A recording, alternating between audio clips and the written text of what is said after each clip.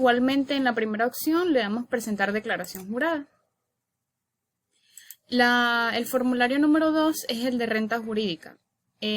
Pues aquí haciendo mención que me viene a la mente es que hay ciertas empresas que no declaran renta jurídica por el formulario 2, sino por ejemplo el formulario 18 que es renta para zona libre. O sea, aquellas empresas que por ejemplo tú vas a llevar que son de Colón deben presentar su renta por el formulario 18. Es un poco diferente, sin embargo el fin es el mismo, ¿no? Sus ingresos, sus costos y sus gastos. Entonces, sí, exactamente, normalmente se presenta la renta jurídica. Entonces, en la renta jurídica nos va a pedir la periodicidad que normalmente es anual y el año que vamos a presentar. Vamos a presentar 2021 asumiendo que estamos de enero a marzo. Sabemos que esta declaración de persona jurídica tiene una periodicidad de presentación de enero al 31 de marzo. Las personas naturales hasta el 15 de marzo. Las personas jurídicas hasta el 31 de marzo. ¿Se puede prorrogar? Sí se puede prorrogar hasta por un mes, lo dice la ley. Pero solo se puede prorrogar para evitar la multa de la declaración. Si llegase a generar impuestos a pagar, esta prórroga no evita los recargos e intereses de estos impuestos que debían pagarse. ¿Ya? Es decir que por eso, bueno, puedes hacer la prórroga, pero lo que se recomienda es que sea antes del 31 de marzo para que a tu cliente le dé tiempo de pagarlo y que no le tomen recargos e intereses. Porque ya pasado 31 de marzo, así tenga la prórroga, va a coger recargos e intereses el impuesto que le haya causado a pagar. ¿Ya? Ok, entonces, tenemos diferentes sectores. El sector jurídico general, que está aplicado básicamente, como el nombre lo dice, general, venta y prestación de servicio, venta de artículos, tiendas, súper. Esto va en jurídico general.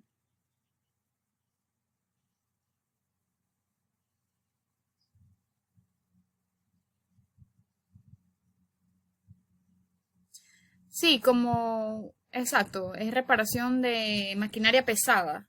Él va en jurídico general, sin ningún problema. Las otras opciones del sector serían agropecuario, porque esto maneja ya una exoneración y pues es un tratamiento diferente. El sector banca y entidades financieras también es diferente. El sector construcción y promotora, sector hotelero, sector industrial, sector minero, sector de seguros y el sector SEM.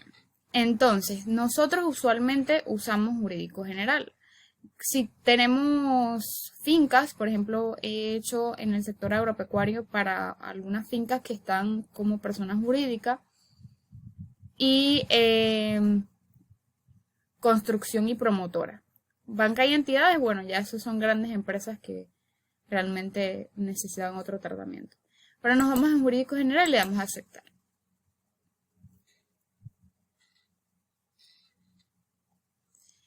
Ok, entonces al desplegarse el formulario vemos pues los detalles, ¿no? Los datos de la empresa que estamos haciendo la declaración. Sería RUT, el dígito, la razón social y nos va a pedir el sistema contable, que lo habíamos comentado en la declaración de persona natural, que la ley solamente le da la oportunidad de presentar el sistema contable recibido a las sociedades civiles y a los profesionales liberales. Sabemos que las personas jurídicas tienen diferentes tipos de sociedad. Si es una sociedad civil, le puede otorgar el beneficio de acogerse al sistema contable recibido. ¿Y cuál es la diferencia? Bueno, el recibido, como lo habíamos visto, es solamente voy a declarar aquello que efectivamente recibí. Si no he cobrado, si tengo algunas ventas o algún servicio que presté que no he cobrado, no lo voy a hacer deducible, o grabado de impuesto, porque me voy a acoger al sistema contable recibido. Si es del sistema contable de vengado, que es el que acoge a la mayoría y que tu familiar va a acoger de vengado por el tipo de actividad, el de vengado es que toda operación, sea efectivamente recibida o no, tiene que estar dentro de esta declaración. Es decir, Todos mis ingresos van en la declaración, todos mis gastos, los haya pagado o no, van en la declaración. El periodo, bueno, sabemos que el periodo inicial es un año fiscal que empieza el 1 de enero y termina el 31 de diciembre. La tarifa, que me va a depender del tipo de declarante. Normalmente es la tarifa regular. La ley dice que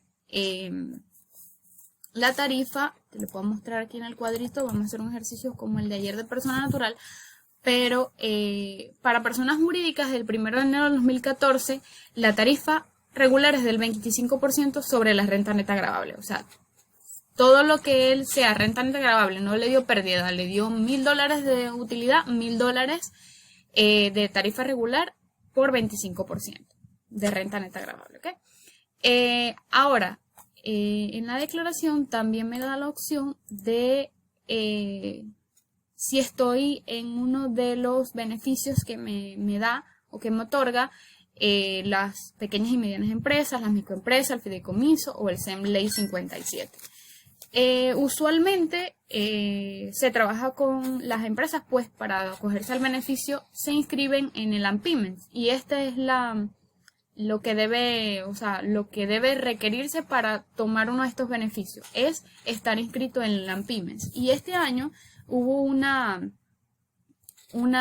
año pasado hubo una adaptación, hubo una mejora a la ley que regula las pequeñas y medianas empresas, y es que se aumentó el límite. Ya se pueden acoger las empresas que tengan hasta o menos de $200.000 de ingresos.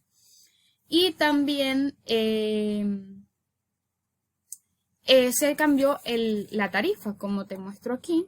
Ahora van a haber otros tipos de porcentaje. Entonces, vamos a hacer un ejercicio rapidito porque no hemos entrado en detalles, pero ya sabemos que la renta neta gravable es ingreso menos costos menos gastos. Entonces, si mi ingreso, por ejemplo, fueron 15.000 y mis gastos fueron 5.200, yo voy a tener una renta neta gravable de 9.800. Sobre esa renta neta gravable, la tarifa regular es 25%. Si yo me acogí a las pequeñas y medianas empresas porque me inscribí a tiempo, la ley me va a calcular, la renta me va a calcular de esta forma. Si mi ingreso es de 15.000, yo lo voy a posicionar, depende del rango. O sea, voy a posicionar mi renta neta gravable, que es 9.800, dependiendo del rango donde estén mis ingresos. ¿Ok? Entonces, si mi ingreso es 15.000, está en el rango de entre 11.000 y 36.000. Por lo tanto, mi impuesto a pagar es 10% sobre esa renta neta gravable. Es decir, que le favorece más estar inscrito en las pequeñas y medianas empresas que no estar inscrito, ¿verdad? Porque si no está inscrito le da a pagar 2.450 y si está inscrito le da a pagar 980, o sea que le favorece más. Y así sucesivamente de 36.000 a 90, si su ingreso es de entre 36.000 a 90, el impuesto que va a gravar su renta neta gravable es 12.5. Si su ingreso está posicionado entre 90 y 150.000, su renta neta gravable la va a gravar el 15%. Si su ingreso está posicionado entre 150 y 350, su renta neta gravable la va a gravar el 20%. Y si su ingreso, su total de venta está posicionado entre 350.000 hasta 500.000, el impuesto que va a gravar la renta neta gravable serían 22.5%. Entonces esto es para aclarar aquí que te puedes acoger si estás inscrito en el tipo de declarante. Usualmente es que no, y se coloca el tipo de declarante normal. Si tu familiar no está inscrito, se coloca el tipo de declarante normal. El tipo de presentación, original o rectificativa. Sabemos que es rectificativa cuando ya yo presenté una previa y que quieras corregirla exactamente. Cabe destacar que surge la multa y que si da a pagar menos, si da a pagar menos que la anterior, usualmente el sistema no lo aprueba, sino que necesita que lleves a la DGI el justificativo de por qué te dio a pagar menos. se hace un memorial solicitando que se apruebe que dio a pagar menos por X motivo error y se sustenta esta rectificación.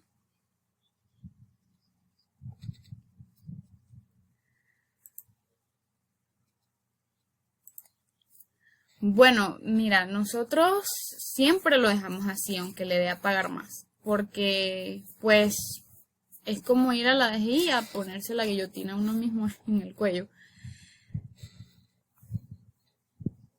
Bueno, puede que sí, bueno, puede que sí, porque, bueno, sí, le dio a pagar muchísimo dinero. Y recuerdo, esto me hace recordar que cuando yo empecé a trabajar me equivoqué en una declaración de renta y le puse a pagar 30 y algo de mil. Yo dije, me votaron. Pero bueno, mi jefe fue condescendiente y él solucionó esa situación, ¿no? Pero, pero sí, si no es mucha la diferencia, la gente lo usual es que lo deje así, que no lo va a reclamar, sino que al final lo termina pagando así sea cómodamente. Un arreglo de pago o algo así, pero no, en mi experiencia no lo hace. Pero lo mejor es pues tener claro eso.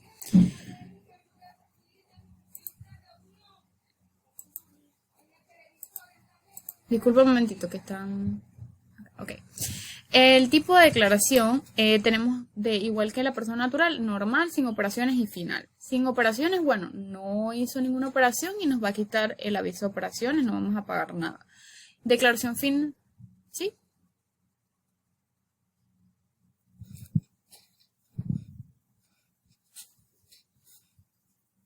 Entonces, bueno, el tipo de declaración sin operaciones, si no tuvo ninguna operación, ni ingresos ni de gasto, porque si va a reportar algún gasto ya no es sin operación. O sea, no vendió, eso es algo que, o sea, puede ser ilógico, pero es preferible hacerlo que omitir por lo menos una planilla.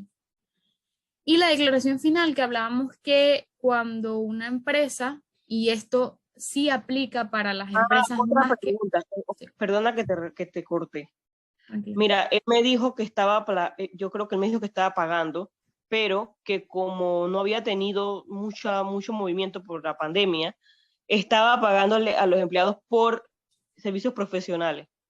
Ah, bueno, en ese caso es perfecto porque nada más tendrías que poner lo que él declaró en la planilla. Si él, digamos, él estaba poniendo en la planilla 0 por suspensión de pandemia, va a 0, no vas a poner nada. Y los honorarios se los puede hacer deducible en la que sí estaba facturando. Ok. ¿Sí? En el otro negocio. En el otro negocio, exacto. Entonces, bueno, te comentaba que la declaración final es importante saberlo para las personas jurídicas porque cuando uno hace un cierre, una cancelación de obligación, uno debe hacer, un requisito es hacer la declaración final. Y allí cambiaría el periodo, o sea, en la fecha que se va a colocar de periodo final debe ser la fecha en que se inscribió la disolución en el registro público. Si no Eso se es va, cuando vas ya a cerrar, cuando ya vas vas a a cerrar. cerrar, exactamente. Si no se hace la disolución, sino que es un cierre temporal, se cierra solamente el aviso de operaciones, se suspende en el Seguro Social y entonces con el cierre del aviso de operaciones se suspende o se cancela la obligación en el municipio y esto igual se presenta una declaración final, pero no va a ser la fecha de la disolución del registro público de la disolución, sino va a ser la fecha del cierre del aviso de operaciones.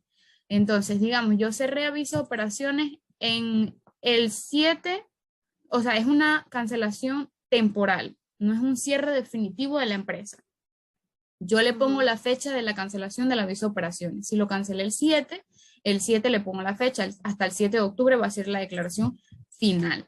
Si al contrario es una cierre completo, o sea, es una disolución de la sociedad jurídica, entonces la fecha que yo voy a colocar aquí es la fecha del registro público de cuando registré la disolución. Ya, eso es bueno saberlo porque son trámites que se hacen en la ley. Entonces el tipo de declaración sería final. Nosotros estamos en una declaración normal. El tipo de sociedad, sabemos que las sociedades jurídicas pueden ser sociedades anónimas, sociedades colectivas, sociedades civiles, responsabilidad limitada, sociedad en comandita simple, sociedad en comandita por acciones, cooperativa, fundación de interés privado y fundaciones sin fines de lucro. Y esto, ¿qué te lo dice? Es el acta constitutiva de la sociedad jurídica. Si el acta dice que es una sociedad anónima, pues se constituyó como una sociedad anónima. Si dice que es una sociedad civil, que usualmente la sociedad civil es un grupo de profesionales liberales, pues se coloca sociedad civil. Y el tratamiento es diferente, ¿no? Las sociedades civiles no pagan aviso de operaciones, por ejemplo, o sea, el tratamiento es diferente. La sociedad anónima sí paga aviso de operaciones. Entonces, también tenemos acá contratos con la nación, estabilidad jurídica no aplica usualmente, sucursal de sociedad extranjera no aplica para este caso de tu familiar. Excepciones del artículo ley de 5/2007 y otras excepciones del aviso de operaciones, aquí entra las sociedades civiles. Entonces, si hay una sociedad civil, yo le tengo que dar aquí porque está exonerada del aviso del pago de aviso de operaciones. Como no hay, es una sociedad anónima, lo vamos a cambiar. Solicitud de una aplicación del CAIR, esto es una acción que se debe solicitar previa. O sea, el CAIR es un método alterno de cálculo del impuesto sobre la renta y se le aplica a las empresas que tengan ventas superiores a 1.500.000. Entonces, antes de, se hace una solicitud de que no se le aplique el CAIR y si la DGI te lo aprueba, entonces uno le da aquí para que te calcule el impuesto sobre el cálculo normal. La aprobación del no CAIR y el decreto de emergencia que estuvo vigente hasta el 2020. Y daba su beneficio, ¿no? de impuesto. Pero este año no lo han extendido. Extendieron fue la amnistía tributaria. Bueno, entonces, ¿qué vamos a llenar en la declaración de renta? En el campo de los ingresos vamos a determinar cuál es el ingreso o cuál es el origen de los ingresos. Entonces, usualmente, si no es una de estas que están abajo, que por ejemplo sería honorarios por comisiones, honorarios por servicios profesionales, honorarios con compañías asociadas local, ingresos por factoring, transporte, cinematografía y audiovisual, alquiler habitacional, alquiler comercial. Si no es una de estas, siempre lo usual es que se ponga ventas y prestación de servicio. Es lo general. Entonces, aquí, igual que la persona natural, te pide llenar el tipo de venta. Como la persona jurídica usualmente sí debe llevar, y sí lo hace, un registro contable, entonces sí se podría como determinar ese tipo de venta, cómo se hizo, ¿no? Pero en la práctica, la verdad, siempre se coloca ventas en efectivo. Y entonces colocamos el total de ventas que tenemos reportadas. Y aquí un paréntesis, el total de mis ingresos debe coincidir con mis 12 declaraciones de ITBMS, si aplica, y si soy un contribuyente de ITBMS, debe coincidir con mis 12 declaraciones de ITBMS. Con mi declaración municipal también tiene que coincidir y por último, y a partir de este año, va a tener que coincidir con los informes de ventas que se van a tener que presentar. Pues se aplica, ¿no? Porque el informe de ventas para las empresas que superen $1.000.000, igual que el informe de compras. Entonces, debe coincidir con esta información. Entonces, digamos que acá... Esa que lleva contabilidad, como dices tú. Esto se puede poner igualmente venta en efectivo como lo Sí, pusiste. sí, la verdad sí. Porque O no hay contablemente que uno meterse en el tampoco, detalle. sí, contablemente uno puedes como separar lo que es a crédito y lo que es de contado, pero estos detalles de que cuánto fue en venta de tarjeta, en venta de tarjeta de crédito, no, la verdad, eso es un detalle que no, o sea, en la práctica no se hace. Así que, bueno, le damos guardar, perdón, guardar 15.000, guardar. Y bueno, los honorarios por comisiones, voy a hacer también un paréntesis que esto aplica para, igual que las personas naturales, que te lo explicaban la vez que nos vimos, aplica para los comisionistas. ¿Quiénes son los comisionistas? Los corredores de seguro o las agencias publicitarias, que también son intermediarios. ¿Quiénes son? Por ejemplo, la agencia publicitaria, con ella contratas una publicidad, una cuña publicitaria. Bueno, quiero que estar en la emisora 15 días. Entonces la agencia publicitaria busca la emisora y paga la emisora. Pero hagamos un ejercicio. Me va a pedir este formulario, si es el caso de este cliente que yo tengo, que es un comisionista, me va a pedir el nombre, el RUC y el nombre del cliente que yo tuve, del cual recibí los ingresos brutos. Entonces digamos que fue esta persona, fue mi cliente, y que yo pacté con ella $500, le cobré por la cuña publicitaria. Y me va a pedir el desembolso. ¿Cuál es el desembolso? Va a ser el proveedor final, pues, que va a ser la emisora. Entonces, digamos, yo le pagué a la emisora.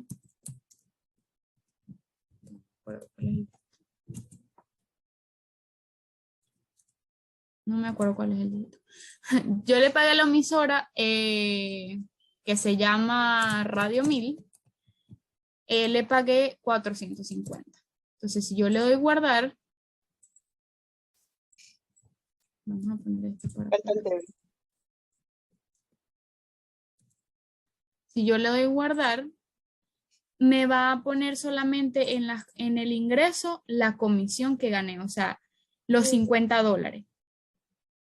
Porque de los 500 que vendí, o sea, que facturé, menos los 450 que fue el proveedor final, me quedaron $50. No es nuestro caso. Los honorarios por servicios profesionales, bueno, por ejemplo, las sociedades civiles lo pueden llevar aquí, pero esto te limita los gastos deducibles, entonces lo que se hace es igualmente meterlos como prestación de servicio. Operaciones con compañías asociadas, o operaciones con partes relacionadas al exterior, o sea, si gana porque digamos que esta empresa está asociada con unas en el exterior o está asociada con otras compañías, y si gana utilidades de esta otra empresa que está asociada, entonces se pondrían los ingresos acá de esas utilidades que pudo haber generado. Ingresos por factoring, si es una empresa que trabaja como factoring. Transporte, cinematografía y audiovisual, que no es el caso de nosotros. Alquiler habitacional igual, alquiler comercial, administración por fideicomisos, intereses. Estos son otros tipos, otras fuentes de ingresos, ¿no? Ingresos y otros ingresos financieros, intereses y otros ingresos financieros.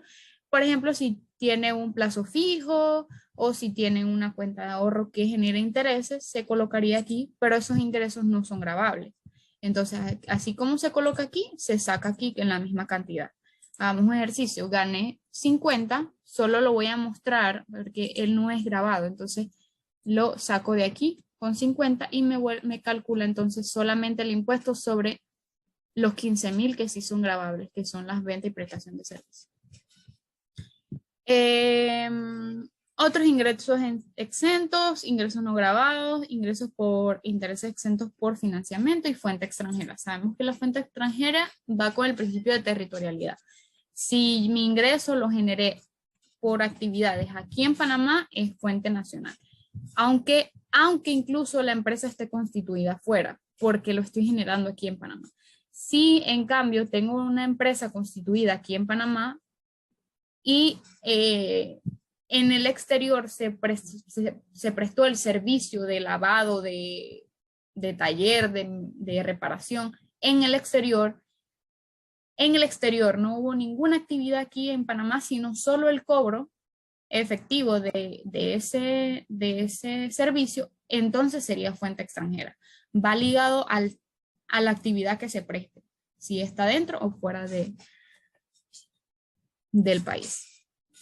Los costos, hablamos que las empresas, por ejemplo, de venta pueden tener un inventario, las empresas que producen pueden tener un inventario en insumo,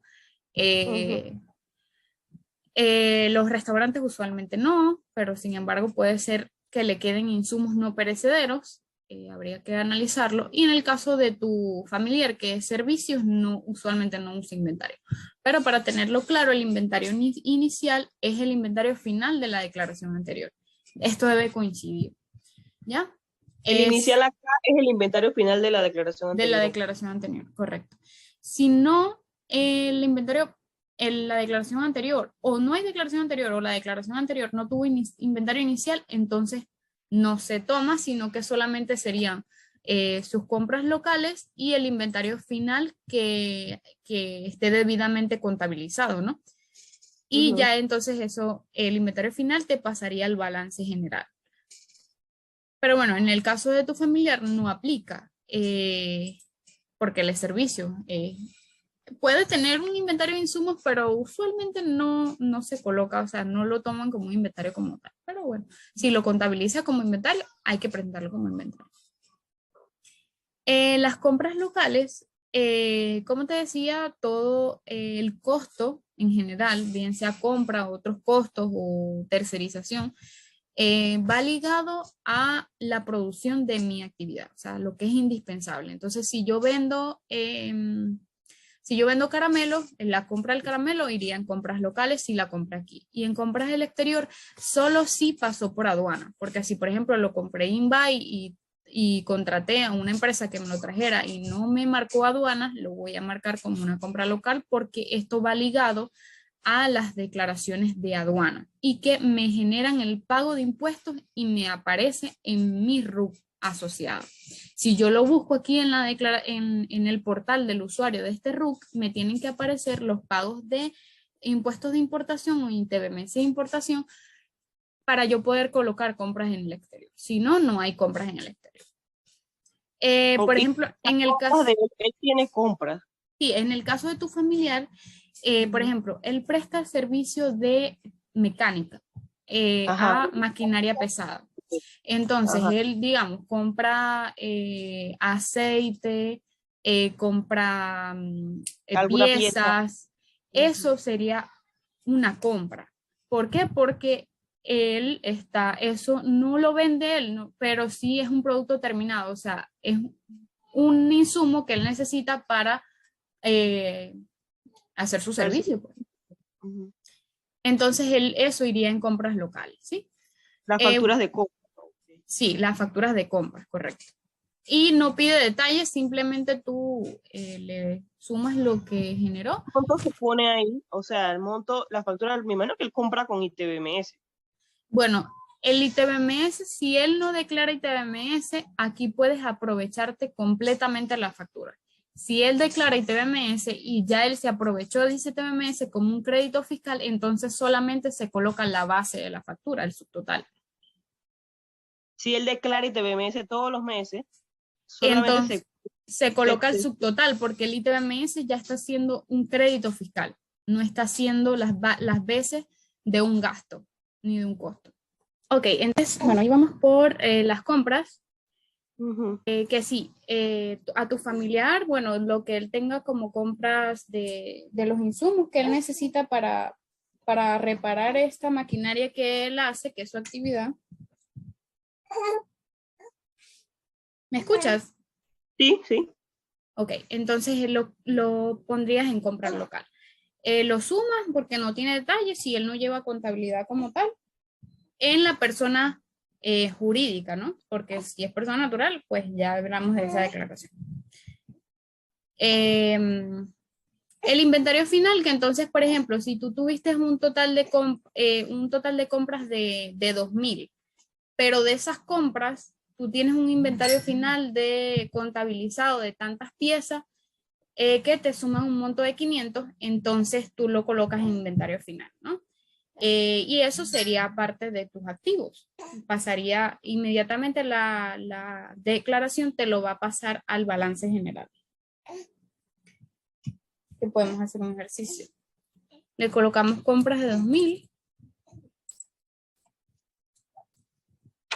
y me quedó en inventario debidamente contabilizado $500. Entonces, si ves, aquí me lo pasa al balance. En activos me va a aparecer el inventario. ¿Ves? Y si él no lleva eso de inventario, nada más entonces ahí no lo colocas. O sea, simplemente no tienes inventario final, solo tuviste compras y las compras que hiciste, así mismo se usaron, no hay inventario, no se nada. Entonces, bueno, tendrías otros costos en la casilla 29 que quiero recordarte que a lo mismo que pasaba con la persona natural, pasa con la persona jurídica que al usar esta casilla, porque puede ser que tú no, que seas una empresa que no haga compras, porque solamente es la prestación de servicio, por ejemplo, outsourcing. Yo cobro un fee por esas personas que yo tengo afuera, pero eso no es una compra. Yo le pago a estas personas y no es una compra para mí. Sería un pago de tercerización, un pago de subcontratados. Entonces eso yo lo llevaría a otros costos y me va a generar la obligación de presentar el detalle de otros costos y otros gastos que para lo cual tengo todo el año para presentarlo, pero la omisión causa una multa de $1,000. Entonces, ya siempre que voy a usar la casilla de otros gastos y otros costos, me va a generar esta obligación. Porque, bueno, hay unos que de por sí lo tienen que hacer por lo que te digo. O sea, si no tienen compras porque no es su naturaleza, sino que tienen servicios subcontratados, ellos van a otros costos. Como por ejemplo lo que te explicaba al final de las agencias de publicidad. Ellos no tienen compras. Ellos tienen, por ejemplo, ellos contratan a un locutor, contratan a una modelo para hacer una publicidad. Entonces eso se llama servicio subcontratado y se lleva a otros costos. Y bueno, tienen que hacer su declaración, ¿no? De otros costos y otros gastos. Otros costos exentos, costos no deducibles. ¿Por qué está esta casilla? Porque nosotros podemos muy bien haber hecho ciertos desembolsos que no cumplen con los requisitos para ser deducible. Por ejemplo, no tienen factura o la persona a la que le estoy pagando es informal, o incluso se me pudo haber extraviado la factura y solamente tengo el pago que hice. Entonces, lo que nosotros hacemos para cubrirnos en salud es que, bueno, financieramente me está haciendo un efecto, pero para impuestos sobre la renta no es deducible. Entonces, lo sacamos aquí. $100. Solamente me voy a hacer deducible 1,400, pero financieramente yo sí tengo 1,500 en el costo. Y financieramente, ¿cómo me va a beneficiar poner todo, incluso lo que no es deducible? Porque me va a bajar el patrimonio, porque sí tuve ese costo, y asimismo como me baja el patrimonio, me baja el impuesto de aviso de operaciones.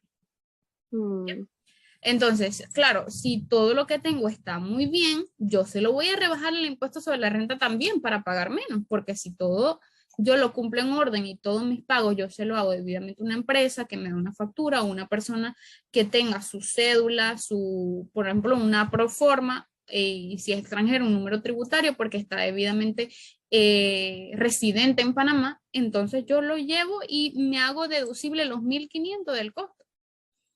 Los gastos, bueno, el gasto de salarios y de prestaciones laborales es solo si él está inscrito en esta empresa, está inscrita en el Seguro Social. Y si declara la planilla, ¿no? Entonces, la va a ligar a presentar la planilla 03, que ahora va a ser mensual, y tiene que coincidir. O sea, este año, por ejemplo, la planilla 03, que se hacía una sola vez al año, coincidía, si yo aquí colocaba que en todo el año pagué de salarios 4,000, entonces yo tenía que hacer mi planilla 03 con 4,000, que eran los 12 formularios que yo presentaba en el CIPE. Ahora va a ser mensual y los 12 planillas 03 que voy a presentar mensual me van a tener que coincidir con lo que yo voy a tener que poner en esta casilla 36, ¿ya? Y esas prestaciones, que es la carga laboral, sería el 1.5 de seguro educativo, el 12.25 de impuesto a la renta y el riesgo profesional, lo voy a poner en las prestaciones laborales y me tiene que coincidir con el salario que estoy reportando, ¿ya? O sea que si él paga planilla, si está inscrito en el Seguro Social y él hace su CIPE y todo lo demás, eso es lo que se debe poner ahí. Correcto. Y en el salario, lo que él pagó de salario. Y en las prestaciones laborales, la carga que tiene el, el, el empleador, ¿no? Que es 12 puntos, como te decía, 12.25 de seguro social, 1.50 de seguro educativo y el riesgo profesional, que depende de la inscripción de él, que a veces es, creo que 1.8. Y los gastos de representación, bueno, si tuvo algún gasto, si asignó a uno de los empleados, que esto también debe estar en planilla, gastos de representación, esto va aquí. Igualmente, si paga dietas, las dietas, los requisitos de las dietas es tener el acta de junta directiva que asigne dietas. Si hay el acta de junta directiva que asigne dietas y esté firmada, entonces se pueden hacer deducibles esas dietas pagadas. Los alquileres, que bueno, tienen su desglose, hay que colocar el proveedor de el negocio, ¿no? El alquiler donde yo estoy posicionada. Ok, entonces, provisión para cuentas malas. Bueno, es una empresa que tiene su contabilidad bien organizada y tiene cuentas por cobrar. Bueno, la ley nos dice que nosotros podemos tener una provisión para cuentas malas de solamente o hasta el 1% del total de las ventas o hasta el 10% del total de las cuentas por cobrar. O sea, no puede pasar del 1% del total de las ventas ni del 10% de las cuentas por cobrar. Puedo tener mi provisión para cuentas malas, que es un gasto deducible.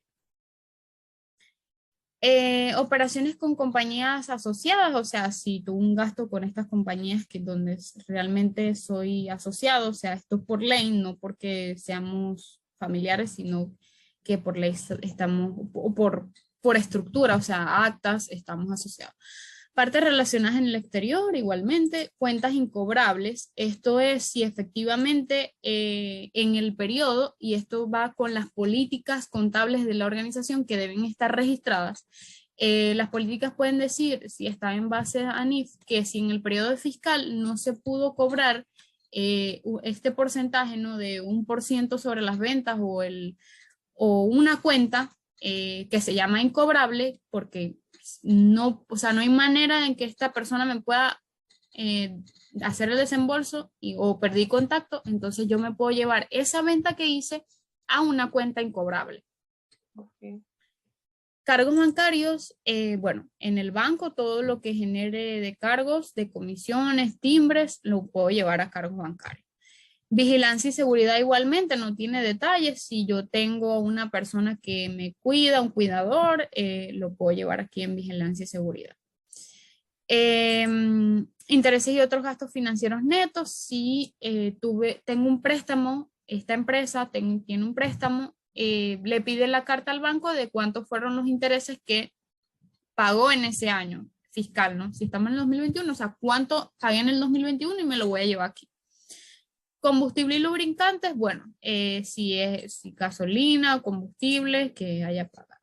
Depreciación, sabemos que la depreciación usualmente es el método principal, es el método de línea recta, es decir, el valor de adquisición entre la vida útil del activo, que se asigna también por políticas contables o se asigna pues cuando no tienen políticas en el periodo que convenga, ¿no? Si por ejemplo es un auto, se puede depreciar hasta 7 años, 10 años, que se le puede dar de vida útil. Si es mobiliario, depende de de lo frágil que pueda ser, pero se le da 5 años, las computadoras se les puede dar 2, 5 años, entonces se le asigna esto y el gasto de depreciación, o sea, lo que se dañó, se deterioró, ese mobiliario, ese activo, ese equipo, lo llevo aquí, ¿no? Y esto debe coincidir con lo que yo voy a declarar en activo. Si ves, si yo pongo aquí 10, no me deja ponerlo porque no tengo ningún activo registrado. Tendría que primero registrar cuál es el equipo y mis mejoras, cuál es mi terreno, cuál es mi maquinaria y mis equipos, mi mobiliario y enseres para poder entonces asignarle la depreciación. ¿Y la depreciación acumulada cuál es? Sería la depreciación del año, la depreciación acumulada del año pasado más el gasto de este año. ¿Sí? ¿Sí me explica ahí? Sí. Ok, entonces, bueno, si hay gastos de amortización, deben estar debidamente de acuerdo al artículo 60 de la ley 170 de 1993.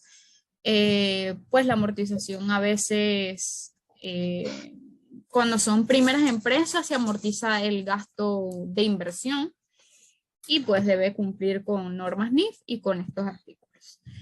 Los impuestos, el impuesto que es deducible, y aquí también es bastante bueno explicar esto porque de verdad que contablemente no se hace y es preocupante, que el impuesto que es un gasto es el impuesto de aviso de operaciones, el impuesto municipal, pero el Eso impuesto voy a poner complementario ahí, la gente no sí, se pone. pondría aquí, el que pagué en este año, o sea, lo que pagué en este año de impuesto de aviso de operaciones y lo que pagué de impuesto municipal lo llevo aquí en impuesto. Okay. Pero vamos a ver más adelante que la declaración este año, yo pagué del año pasado el impuesto complementario, pero el impuesto complementario no es un gasto, el impuesto complementario es un crédito fiscal, ese es un anticipo que yo le estoy dando a la DGI de mis dividendos, ¿ya? Entonces, no es un gasto. El único, prácticamente los gastos que aquí se pueden poner de impuestos sería solamente, la tasa única, el aviso de operaciones y el impuesto municipal. Porque el impuesto complementario va en el activo. O sea, si lo contabilizamos, si le llevamos contabilidad a esta empresa, el impuesto complementario sería un activo, un anticipo como el impuesto sobre la renta estimado, que también es un anticipo. Ok, entonces, honorarios por servicios profesionales y comisiones. Bueno, ya tú me dijiste que este familiar no le paga a las personas por planilla, sino que le paga por servicios profesionales. Deben contar con su contrato y con su factura para poderlo hacer deducible. Bueno, no tiene factura porque, mira, es una persona natural, no sé qué. Bueno, por lo menos que te haga una proforma y que te dé una copia de su cédula. Pero lo normal es que tenga que tener un contrato por servicios profesionales o una factura. Entonces, cuando pongo ahí, eso te pide Me pide un anexo que quiénes son las personas a las que le estoy pagando. O sea, persona natural, tal. El y ahí los datos de la tipo, persona, tipo de pago, concepto. Ah, ya, sí, ok. tipo de pago, vamos a hacer un ejemplo. Por ejemplo, le están pagando al mismo, vamos a suponer, aquí, él es extranjero que no debería pagarle a ningún pasaporte, pero vamos a suponer que le estamos pagando y le estamos haciendo efectivamente su retención de remesas. ¿Por qué decimos que no se puede colocar un pasaporte? En realidad sí se puede, pero esto va a ligar con una declaración de remesa, porque si esta persona es extranjera y no tiene número tributario en Panamá, quiere decir que no es residente. Y si no es residente, él es prácticamente como si yo le estuviera pagando una remesa, le tendría que retener remesas porque no está declarando en el país. Entonces yo me cubro en retener el impuesto sobre la renta anticipado de esta persona porque no tiene sus documentos al día. Entonces si yo le voy a pagar, yo le tengo que retener remesas. Por eso usualmente no se pone en pasaporte, sino que al extranjero se le debe pedir el número tributario o su cédula de residente permanente, pero no pasaporte, porque igualmente si yo le estoy pagando afuera a una persona o a otra empresa, y esta empresa no está domiciliada en Panamá, yo tengo que hacerle su retención de remesa para podérmelo hacer deducible. Entonces, el concepto sería honorarios profesionales y le pagué $100. Aquí, como habíamos mencionado, actual pagado por pagar, se coloca pagado porque ya lo pagué. Y entonces mencionábamos lo de, como de la pregunta, ¿no? Que si se hacía por factura o se hacía por proveedor. Y se hace por proveedor. ¿Y cómo se hace si yo tuviera la contabilidad? Por ejemplo, yo me voy al Peachtree y yo filtro mi gasto. Estoy en honorarios profesionales. Busco mi gasto por profesionales, honorarios profesionales. Entonces le doy doble clic, entro allí al movimiento de la cuenta y filtro por, por persona o por proveedor los pagos. Entonces sumo todo, por ejemplo, aquí hay dos, Genesis y está Yami. Entonces sumo todo lo que le pagué a Yami, sumo todo lo que le pagué a Genesis y la coloco en el detalle y me tiene que dar esa cuenta en la renta 6.175 porque es lo que tengo contabilizado, ¿ya? Okay. O sea, que ya te pones el monto total de todo lo que le pague a esa persona. Ajá, por proveedor, exactamente. Sí. Entonces, bueno, le damos guardar. Tenemos el gasto por factoring, si aplica. Tenemos donaciones al Estado, donaciones liberales y donaciones que también tienen detalle y el detalle es además del RUC, el dígito y el nombre, es un número de resolución. Porque efectivamente a las empresas o sociedades sin fines de lucro o a personas incluso que yo le esté dando una donación, tienen que tener esta resolución de que están aptas para recibir donaciones para yo podérmelo hacer deducible. Por ejemplo, los colegios a veces lo tienen, las fundaciones, las iglesias tienen esta resolución y entonces uno nada más le pide esa nota de que, bueno, te estoy haciendo una donación porque soy cristiano o lo que sea. De 1.500, entonces dame el recibo y ya, nosotros lo contabilizamos y lo podemos hacer deducible. Papelería y útiles de oficinas que no tiene detalle, bueno, ya sabemos que es todo lo que tenemos en la contabilidad, si lleva contabilidad. Entonces, por ejemplo, vamos a útiles y oficina y aquí no tengo que hacer el filtro ni nada, simplemente pongo 595 en esta casilla, 595, si fuera esta la contabilidad de la empresa que estoy viendo. Pero no lo es. Esto es solo un ejemplo. Entonces, administración por fideicomiso se aplica, viajes, por ejemplo, no tiene detalles, por ejemplo, puede ser que haya una capacitación y se den unos gastos de viaje, pues, o hay un contrato fuera y se den unos gastos de viaje, se puede hacer deducible. Electricidad, agua y teléfono, igual que como los honorarios, va a pedir el RUC, el nombre del proveedor y vamos a asignarle lo que sea de ENSA, de LIDAN o de algún servicio telefónico de internet, va aquí, en esta casilla. Prima de seguros, igualmente, me va a pedir, es el mismo formulario 72, anexo 72, y me va a pedir que le diga, pues, a quién le estoy pagando ese seguro. Las empresas usualmente tienen seguro de vida para los empleados, pueden tener seguro contra incendios, seguros, puede tener asegurado alguna máquina por daños a terceros, depende, ¿no? Entonces se coloca aquí. Se pide la cartita al seguro de cuánto pagué en el año o si tenemos la contabilidad, ¿no? En la contabilidad nosotros tenemos que hacer un registro de los desembolsos del banco que esté pagando el seguro, ¿no? El seguro privado. Publicidad y propaganda no tiene anexo. Aquí voy a colocar todo lo que pague por publicidad, obviamente. Mantenimiento y reparaciones que lleva anexo. Aquí voy a poner por proveedor cuánto he gastado de reparación y cuál es mantenimiento de la oficina, ¿ok? Que esté directamente relacionado a la operación. Por ejemplo, reparación de los muebles de la oficina, del aire, de una puerta, entonces lo coloco allí. Y me pide el detalle del proveedor. Distribución parcial de utilidades a socios, distribución total de utilidades a socios, se aplica. Viáticos, bueno, a veces se le asignan a las personas viáticos, ¿no? $50.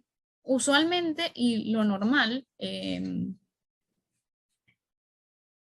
que estos viáticos los reembolse en facturas el empleado. Entonces, si por ejemplo yo te doy $50 de viático para que vayas a Colón, Pero no pagas por, 35.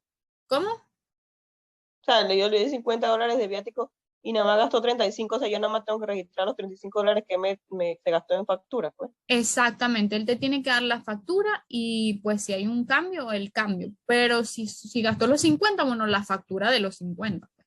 Ujú. Aunque no tiene detalle, igual eso por ley se debe sustentar de esta forma.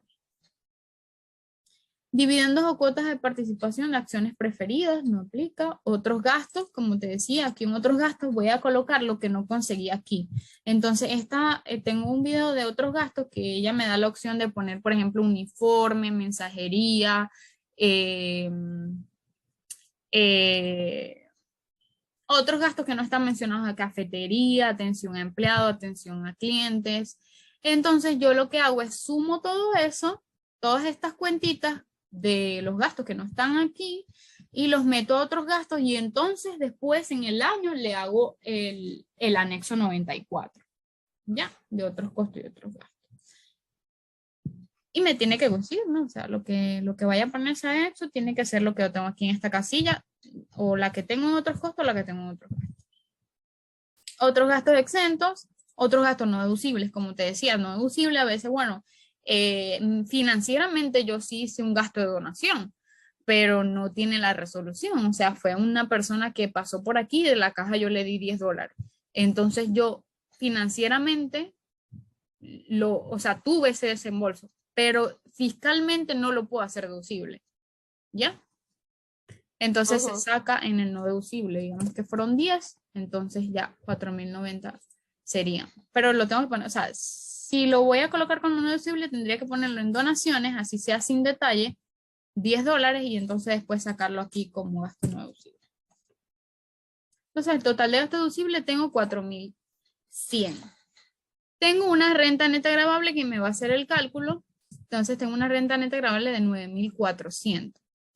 Ujú. La pérdida me permite eh, traerme el saldo negativo de los años anteriores y me dice que aquí lo puedo hacer entre 5 periodos, hasta 5 periodos.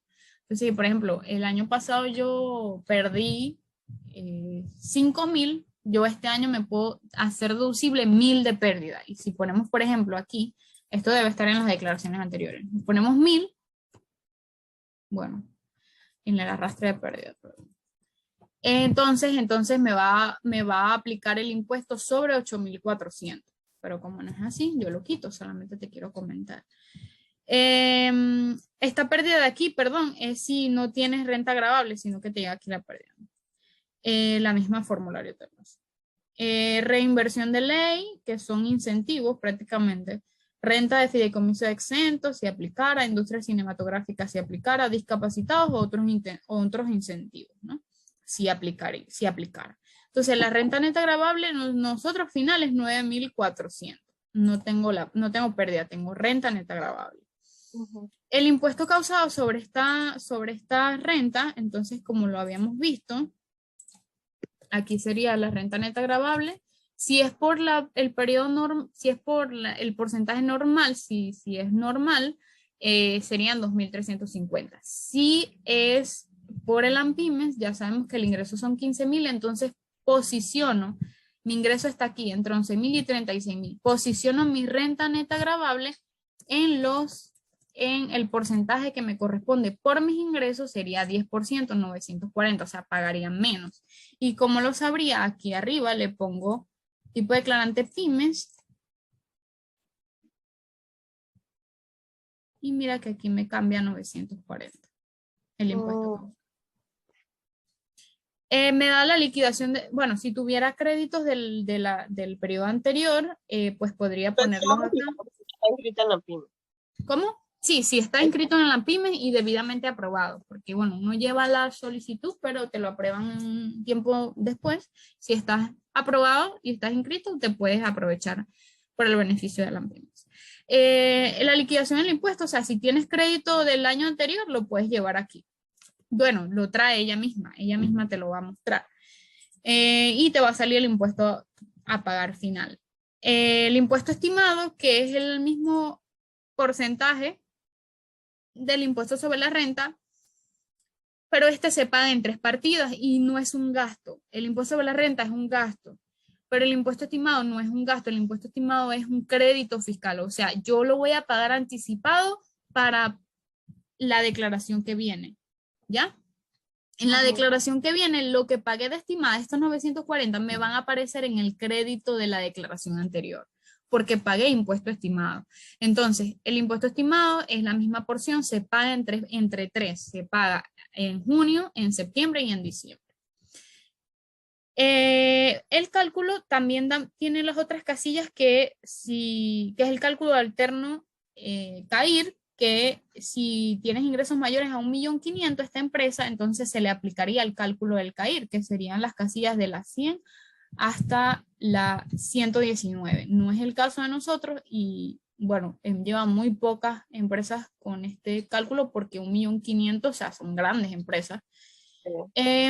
Y ya aquí al final te hace la liquidación entonces por la vía normal o por la vía de incentivos de pequeñas y medianas empresas, microempresas, y te dice cuáles son las partidas del estimado. Entonces, venimos al impuesto, otros impuestos que causa esta declaración, que es el impuesto complementario. En este caso no nos está tasando impuesto complementario porque estamos en la opción de las pymes, pero si fuera por vía normal, me causa impuesto complementario. 338,40, ¿ya? Entonces, 338,40 que me causa de impuesto complementario. Ya vemos que si también la tenemos inscrita en la pymes, entonces no nos cobra impuesto complementario. El impuesto complementario, te decía, no es un gasto y puedes, si esta empresa hizo dividendos, le puedes restar, o sea, si me toca pagar 338,40, pero en este año fiscal, que fue el 2021, yo pagué dividendos y pagué 150 de dividendos, entonces yo solamente voy a pagar impuesto complementario de 188,40. No es el caso. Entonces, bueno, llegamos a la parte de activos y pasivos.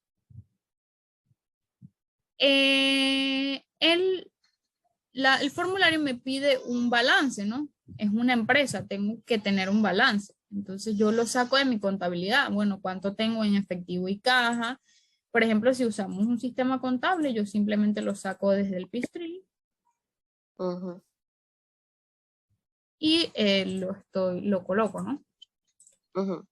Cuentas por cobrar, ¿cuáles son mis cuentas por cobrar? Cuentas por cobrar otros, accionistas, si tengo cuentas por cobrar accionistas o compañías relacionadas, me va a pedir el detalle, el RUC de esta compañía o el RUC de la persona. Entonces, bueno, llevamos aquí todas las partidas que tengamos en ese balance general de activos, el inventario, edificios y mejoras, terrenos, el total de activos. Entonces, mira, yo aquí tengo un total de activos de 500, porque es el inventario final que me viene de arriba. Vamos a suponer que yo tenga aquí en mi caja, mi banco cerró en $2.000.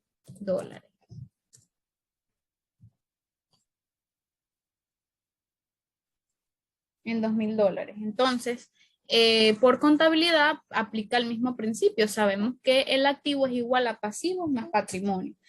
Y que, o sea, si yo lo despejo, el patrimonio es igual a el activo menos el patrimonio es igual a activos menos pasivos. Si despejo pasivos, el pasivo es igual a activos menos patrimonio. Entonces, si aquí me está dando, si vemos aquí, yo tengo en el activo 2.500, pero tengo en el patrimonio 8.510. O sea, ya ahí tengo una diferencia. ¿Qué tengo que hacer?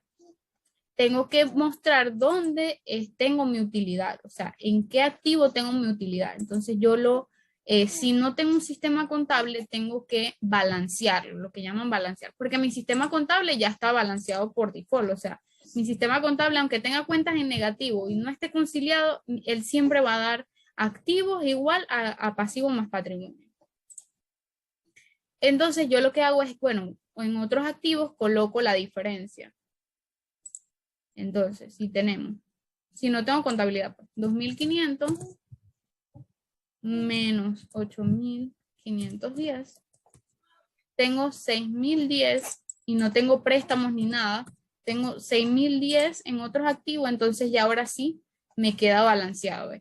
Tengo en Ujú. activos 8.510 y tengo en pasivos patrimonio, tengo 8.510. ¿Ya? Entonces, el tercero, o por el cuarto, porque en realidad sería, hablamos del impuesto sobre la renta, el impuesto estimado, el impuesto complementario, y el cuarto impuesto que pagaría sería el impuesto sobre la operación, que se calcula del 2% sobre el patrimonio, sobre el total del patrimonio. Entonces, bueno, aquí te quería comentar algo sobre el superávit. Él no te va a traer el superávit acumulado inicial o el déficit acumulado inicial, sino que uno lo tiene que poner. Y esto debe coincidir con la declaración anterior. Entonces nos vamos nosotros a la declaración anterior y si tuvo la declaración anterior aquí, o sea, la declaración pasada debe, lo que aparezca aquí en total de superávit, si está en positivo, me lo traigo a superávit acumulado inicial. Si está en negativo, me lo traigo a déficit acumulado inicial de la declaración anterior. Bueno, más o menos. Ok, que esto tiene que coincidir en el análisis de superávit, tiene que coincidir con la declaración anterior. Si yo no he hecho ninguna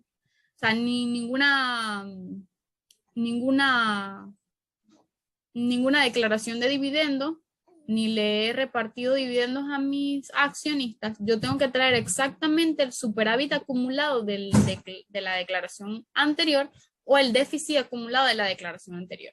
Entonces, en la declaración anterior tú vas a buscar esta casilla, la 176.